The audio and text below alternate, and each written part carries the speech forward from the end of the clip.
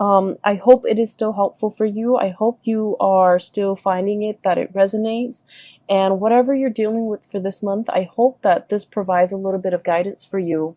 I am traveling right now. The setup is different, as you can see, and I apologize for the sound quality,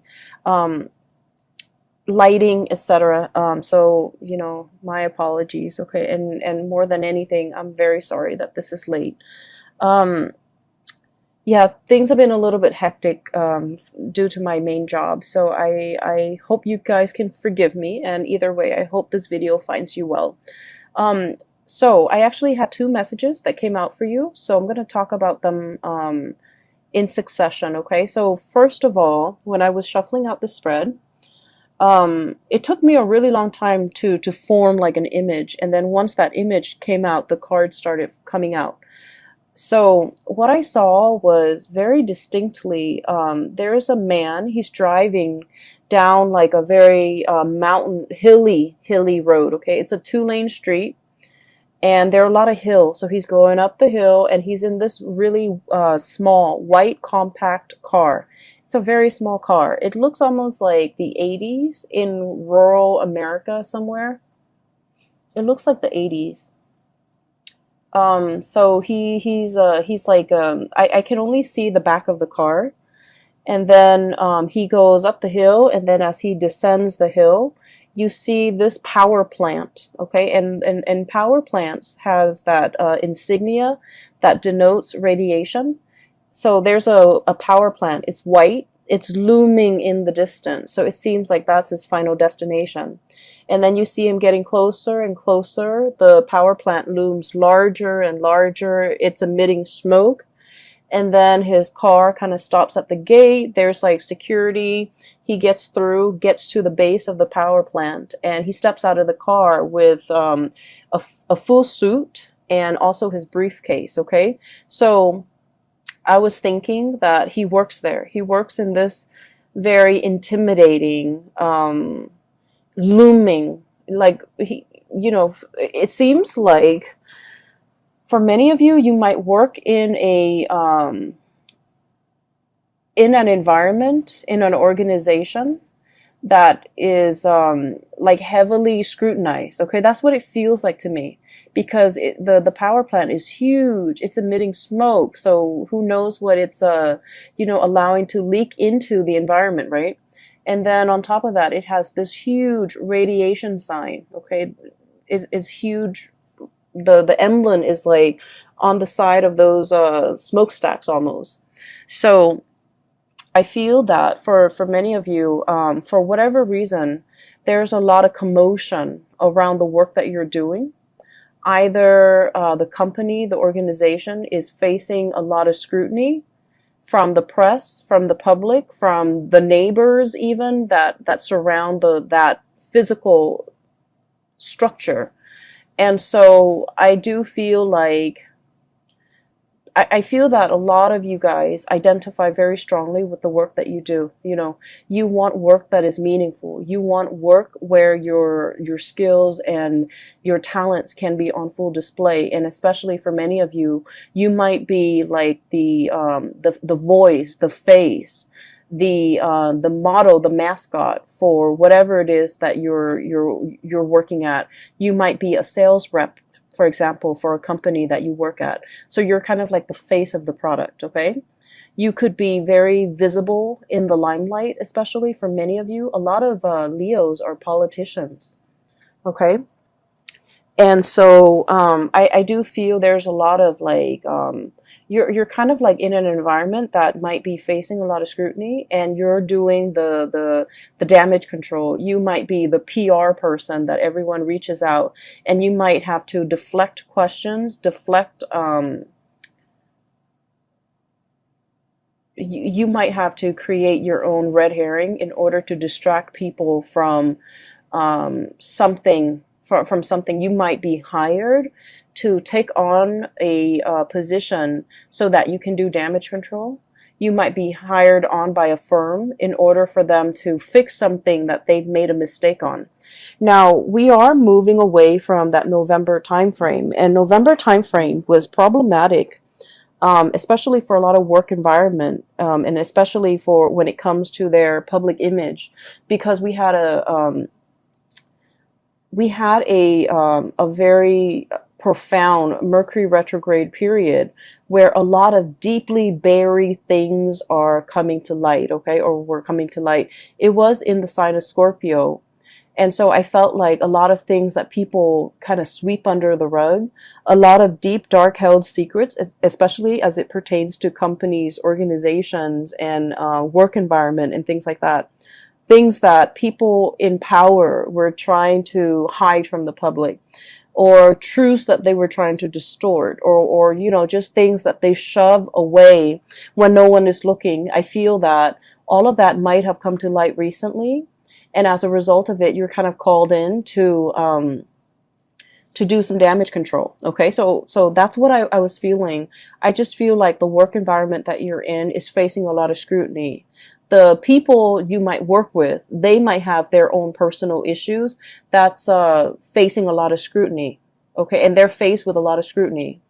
And I am sensing a lot of people will come to you for the month of December, asking for advice, like, should I do this? Should I do that? Because they're really concerned about their public image.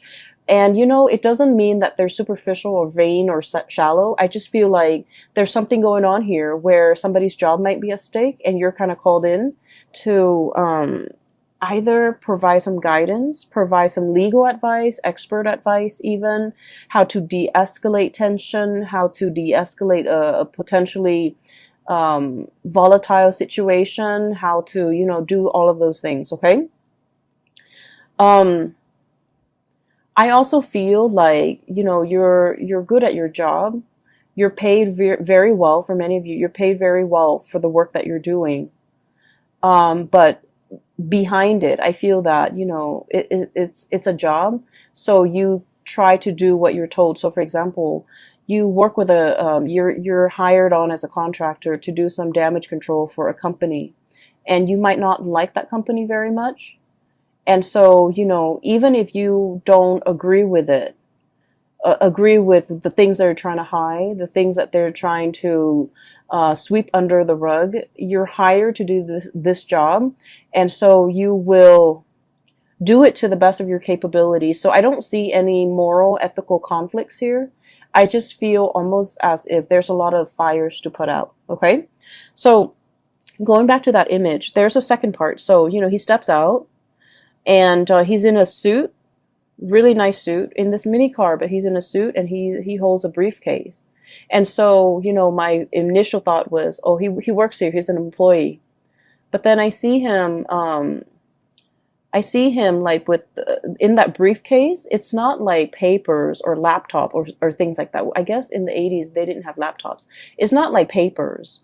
It's a science kit. Okay, so he has like those what are those, the droppers where you take a little bit of a water sample and you put it into a slide, things like that. He has a dropper. He has machines to test the radiation level, and so he opens it up, puts it on top of the front of the car, the hood of the car, and then he starts to go around the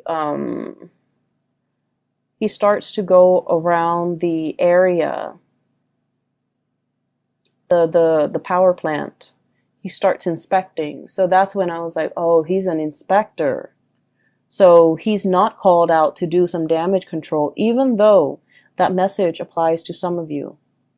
Okay? But on the other hand, you might be also called in to inspect, to appraise, to make a final determination on something, to see whether or not it's sound, whether or not it's safe, whether or not it meets the regulation and the standards. And I feel like for many of you, and this could be, just literally just one person I'm speaking to, but I feel like there was something that was unearthed. All of a sudden, it just came to light, and, you're called in to to make the final determination, to inspect, to appraise, to look at it. And he does his thing, okay? He walks around multiple times, collecting multiple samples. And then at the end of it, what I saw at the end of that picture, of that scene, was he puts in he takes like a poster from his car. Okay, and then you see him get back into the car. He drives away. The security gates closes behind him. He stops the car, gets back out, and he puts this giant poster with the radiation, the hazardous sign on it, hazardous sign on it, and it says like deemed unsafe. Okay, that's what it says, deemed unsafe. And so I feel that there's a situation around you where you guys are in a very important position to protect people from, okay? You're bringing something to light so that people can be made aware, so that people can, you know, knowledge is power, right? But I feel like there might be something that is unsafe, that is unfit, and you're drawing attention to it. You're calling it for what it is. Okay, so in a way, this could be in a work environment, but then I also feel that for many of you, the word unfit parent came in. Okay, so you might be, for example, a social worker, where you're inspecting homes, the home environment. Is this a safe place for children to be in? You might be inspecting like a retirement home where they take care of elderly people. You might be inspecting like a preschool, even a high school. You might be like, you know, one of those superintendents or one of those inspectors, academic inspectors, to make sure something is meeting the requirements, it's passing, you know, the regulations and the codes, and make sure other people are abiding by it, because if they don't abide by it, it can cause long-term negative impact on not only, you know, the people that are involved, but the surrounding area, hence this power plant, okay? It generates power for the entire area, and if something happens to it, it will affect negatively the entire area in terms of, you know, power surges, or even worse, like chemical spills and things like that. So I feel that you're taking your job very seriously, and you're wielding a lot of power. You're wielding a tremendous amount of power where what you say, what your findings are, what your final determination is, it will affect a lot of people.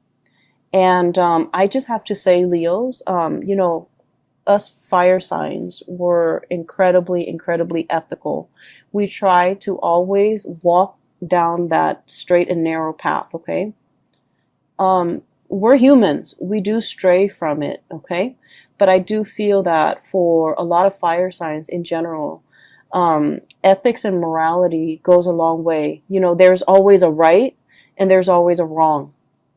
And we don't really mix the two, okay? Water signs always know there's a right and a wrong, but they make justifications based on their emotional attachment to a specific outcome. Air signs can rationalize. They rationalize, well, it's wrong in this context, but it could also be right in that context. I feel like for a lot of fire signs, there's a right and there's a wrong, and no matter what the circumstance, you know, the circumstance doesn't justify whether or not something is right or wrong. Those things are not malleable. And so I feel that you are wielding a tremendous amount of power here, and you're doing the right thing, because you understand that by, I guess, succumbing to, you know, pressure, or by not listening to your own sense of morality, it affects a lot of people. A lot of people around you, a lot of people that might not even be family members, that you might not even know them, you know, personally, but it affects their families, it affects their livelihoods, it affects their health. And so you're doing everything that you can to make your final determination on something, possibly to close something down, to shut something down that's not healthy, or to, you know, or to like find justice in a situation, okay? I see a lot of people here where you might be looking at, you know, the way somebody is raising a child, the way somebody is taking care of another person, and you're disagreeing with the way in which they do things. And for some of you, you know, it is the holiday season. We're going to be dealing with a lot of family members. So I do feel some of these issues are coming up in the family unit. You know, it's like, you should have done this as a mother, you should have done that as a father, you shouldn't treat your parents like this. You know, all of those discussions, I feel, is coming into the picture. And I keep seeing like unfit. Somebody is unfit to do something. Somebody is unfit to take care of themselves, or they're not all mentally there, and they have somebody else who's managing their estate, or their who's like a power of attorney, and that person's unfit because they're taking advantage of the person who's not able to take care of themselves. So I feel like all of these ethical, moral debates are coming into the picture, and I do see you discussing all of these things with family members in a very passionate manner. I don't see it being like an argument where we're arguing and screaming and you know,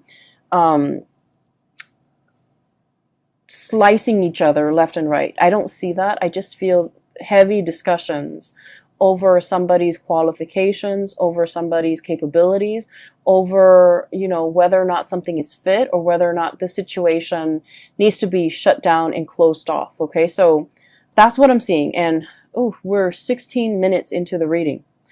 I just wanted to get that out of the way, okay, because I felt like it's much calmer now. I feel a lot calmer. The power plants, you know, the looming sign, that radiation sign is so strong. Like it was so big, it was so visible. And I feel that it just needed, that message needed to be conveyed, because I feel like there's a potentially toxic, hazardous situation, and it needs to be called out. It needs to be labeled for what it is, so that people know to avoid it, and it needs to be shut down. Okay, so that's just the bottom line. On the other hand, on a lighter note, okay, I do see two people here. So let me talk about these two people. I feel like that was the work situation. So let me talk about these two people here. I have one person who is who they're very much still interested in you, but I feel that you're turning your back on them, and you're turning away from them, and you're finding love and inspiration and passion and, you know, reciprocity elsewhere. Okay, I feel that you are upset and frustrated with this person, and this person is shown up here as the Knight of Cups. Okay, it seems almost like he's got a blob. It's like a paper bag over his head. Okay, that's what it feels like, doesn't it? So I feel that you are frustrated with this person. I feel that they do a lot of things that frustrate you. I also feel like they're overly affectionate and possibly a little bit needy. And I also feel that they're looking for you, wondering what you're up to, thinking about you, possibly even, you know, trying to reach out to you. And I feel that you respond when you want to, but this person is no longer kind of like your top priority. I feel like once upon a time, the love between the two of you might have been very hot and heavy, okay? Because I do see an energy of like opposites attract. There might be a huge age difference. There might be like a cultural difference. There might also be like, you know, it might be like an interracial coupling type of a thing. But I feel like there's a certain degree of, you know, like you guys are very dissimilar, okay? Very different from one another. And there's a certain degree of mismatch. And because of it, it's very passionate, it's very fun, it's exciting. But it ceases to be those things, because I do feel that you might be turning elsewhere for love and for validation and for, you know, a relationship. And so this person is wondering what you're up to. This person is like not really sure how you feel about them. And they wish they could know how you feel about them, because they're wondering and always thinking. And, you know, if you are a cross watcher, and this sounds like you, I just feel like with fire signs, what you see is what you get. Okay. Fire signs are very straightforward. If they're communicating with you, they like you. If they're not communicating with you, they pretty much have exited the picture. And so I feel that for many of you, you have left this person kind of like hanging, or you've just left them out in the cold. And they might, be bombarding you with messages, but I do feel that your heart is already elsewhere. And then I also feel for some of you, you might at the end of the day, decide that this whatever you had with this past person, I feel like it was lacking in emotional depth. It was lacking in it's like you talk about one thing and then they don't have an interest in it, so they steer the subject somewhere else. Or they talk about a certain topic and you have no interest in it, and so you just kind of like change the topic. So I feel like there's very little compatibility, and it created a situation where there was no chemistry. There was no emotional depth to the conversation, to the interaction. And when you it can feel to me like it's very time consuming or quite draining to be around this person. Not because they're a bad person. It just feels to me like it requires a lot of effort just to keep the conversation going, because you guys don't have a lot in common. I do feel that they really like you, and I do feel this person is incredibly intelligent, incredibly smart, but they're very smart. Queen of Swords, super smart, okay? Their mind is very sharp. They're very discerning and perceptive, and they're probably like the really book smart type of person, but emotionally they're not very intelligent.